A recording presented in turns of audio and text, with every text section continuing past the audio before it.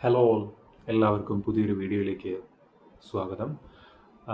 ഈ ഒരു നിമിഷം വളരെ സന്തോഷകരമായിട്ടുള്ള ഒരു സമയമല്ല. ഒരുപാട് പ്രശ്നങ്ങളിലൂടെയാണ് ഇപ്പോൾ ലോകം കടന്നു പോകുന്നത്. ഇറാൻ ഇസ്രായേൽ യുദ്ധം, അതിലേക്ക് അമേരിക്ക ഇടപെടുന്നു, ഇറാൻ്റെ എന്താ പറയുക, ആണവ കേന്ദ്രങ്ങൾ ആക്രമിക്കുന്നു. അതുവഴി ശരിക്കും പറഞ്ഞാൽ US ചെയ്തിരിക്കുന്നത് വെച്ചാൽ വളരെ വലിയൊരു എസ്കലേഷൻ തന്നെയാണ് അവിടെ സംഭവിച്ചിരിക്കുന്നത്.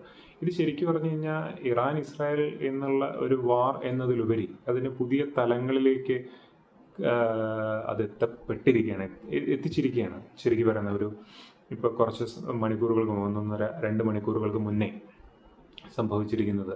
ഞാനിപ്പോൾ വീഡിയോ ചെയ്യുന്നത് ഏകദേശം 12 AM ാണ്. അപ്പോൾ കുറച്ച് 1-2-3 മണിക്കൂറുകൾക്ക് മുന്നേ ഖത്തറിനെ ആക്രമിക്കുന്നു. ഞങ്ങളുടെ നമുക്ക് കസിൻസൊക്കെ ഉണ്ട് ഖത്തറിൽ. അവരൊക്കെ ഇതിൻ്റെ വളരെ ശക്തമായ പ്രകമ്പനമൊക്കെ അവരുടെ വീടുകളിലൊക്കെ ഉണ്ടായി. പിന്നെ വാതിലും ജനലുകളൊക്കെ ഒരുപാട് ഇങ്ങനെ ഈ വൈബ്രേറ്റ് ചെയ്യുന്ന ആ രീതിയിലുള്ള എല്ലാവരും പരിഭ്രാന്തരാകുന്ന ഒരു കണ്ടീഷൻ തന്നെയായിരുന്നു.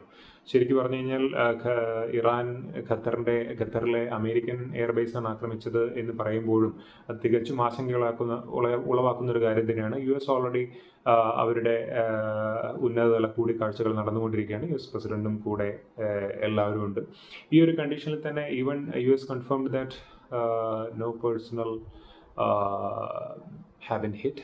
സോ എല്ലാവരും സേഫാണ്. പക്ഷെ സ്റ്റിൽ ദിസ് ഇസ് ആക്ച്വലി, എനിക്ക് തോന്നുന്നതെന്ന് വെച്ച് കഴിഞ്ഞാൽ ഇത് വളരെ വലിയൊരു എസ്കലേഷനാണ്.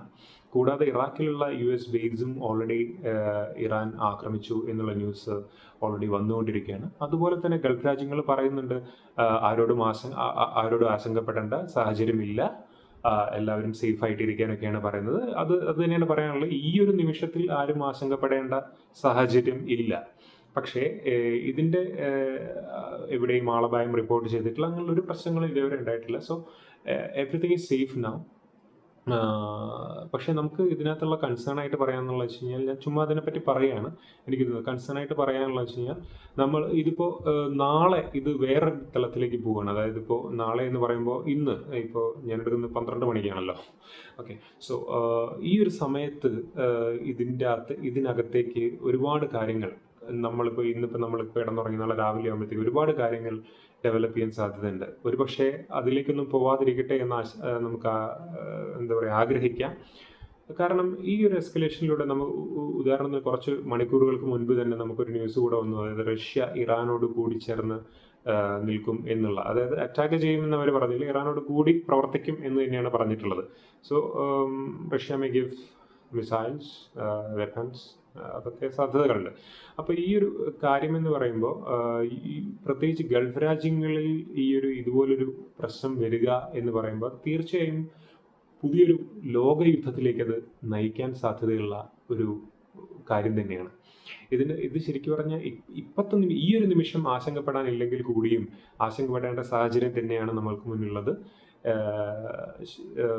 കൂടുതൽ ഗൾഫ് രാജ്യങ്ങൾ ഈ ഒരു അറ്റാക്കിനെ അപലപിച്ച് രംഗത്തെത്തിയിരിക്കുകയാണ്. ഒരുപക്ഷെ വീണ്ടും ഇറാന് അവർ പ്രതീക്ഷിച്ചത്ര സക്സസ് റേറ്റ് ഈ ഒരു ഖത്തറിലുള്ള ആക്രമണത്തിന് കിട്ടിയിട്ടില്ല. UAE-യിൽ US-ന് താവളങ്ങൾ, അവരുടെ എയർബേസ് ഉണ്ട്, അതുപോലെ തന്നെ അവരുടെ ഫോഴ്സസ് ഉണ്ട്, അതുപോലെ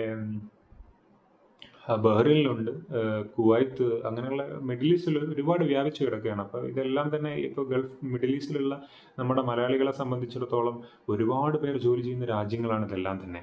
അപ്പോൾ എല്ലാവരും വളരെ വലിയ ആശങ്കയിലാണ്, അവരുടെ കുടുംബങ്ങൾ ആശങ്കയിലാണ്. ഈ ഒരു നിമിഷത്തിൽ എനിക്ക് പറയാനുള്ളത്, ഇപ്പോഴത്തെ കണ്ടീഷനിൽ ആരും പേടിക്കാനോ അല്ലെങ്കിൽ